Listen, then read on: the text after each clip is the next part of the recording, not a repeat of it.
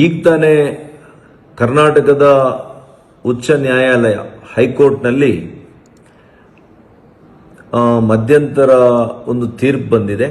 ಇದರಲ್ಲಿ ಮಾಲೂರಿನ ವಿಧಾನಸಭಾ ಚುನಾವಣೆ 2023ರಲ್ಲಿ ಆಯ್ಕೆಯಾದಂಥ ಈಗಿನ ಶಾಸಕರಾಗಿದ್ದಂತಹ ನಂಜೇಗೌಡರು, ಕಾಂಗ್ರೆಸ್ಸಿನ ಶಾಸಕರು, ಇವರ ಆಯ್ಕೆಯ ವಿಧಾನ ಪ್ರಶ್ನೆ ಮಾಡಿ ಹಿಂದಿನ ಶಾಸಕರು, ನಮ್ಮ ಆತ್ಮೀಯರು ಸನ್ಮಾನ್ಯ ಮಂಜುನಾಥ್ ಗೌಡರು ಈ ಕೋರ್ಟ್ ಮೆಟ್ಟಿಲೇರಿದ್ರು.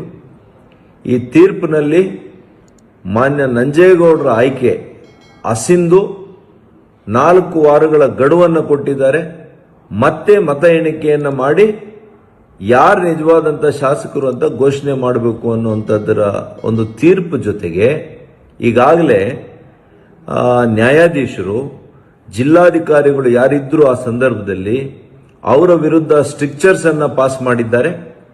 ಅವರು ನಡ್ಕೊಂಡಂತ ರೀತಿಯಲ್ಲಿ ಕಾಂಗ್ರೆಸ್ ಸರ್ಕಾರ ಇನ್ನೇನು ಬರುತ್ತೆ ಅಂತ ನಿಶ್ಚಯ ಆದಮೇಲೆ ಕೆಲವು ವಿಧಾನಸಭಾ ಕ್ಷೇತ್ರಗಳ ಒಂದು ಮತ ಎಣಿಕೆ ಅವತ್ತು ಕಾಂಗ್ರೆಸ್ ಸರ್ಕಾರದ ಯಾರು ಆಗ್ತಾರೆ ಅಂತ ಗೊತ್ತಿದ್ರು ಅಂಥವರು ಅವರ ಪ್ರಭಾವವನ್ನು ಬೀರಿ ಮತ ಎಣಿಕೆಯಲ್ಲಿ ಅವರು ಕಾಂಗ್ರೆಸ್ ಶಾಸಕರುಗಳನ್ನು ಆಯ್ಕೆ ಮಾಡೋದಕ್ಕೆ ಇವರೆಲ್ಲ ಕೂಡ ಮಾಡಿರುವಂಥ ವಿಧಾನ ಇದು ಸ್ಪಷ್ಟ ಆಗ್ತಾ ಇದೆ. ಕಾಂಗ್ರೆಸ್ ಯಾವಾಗಲೂ ಕೂಡ ವಾಮ ಮಾರ್ಗದಲ್ಲಿ ಗೆಲ್ಲುವಂಥದ್ದನ್ನು ಅಭ್ಯಾಸ ಮಾಡಿಕೊಂಡಿತ್ತು ಅನೇಕ ದಶಕಗಳು.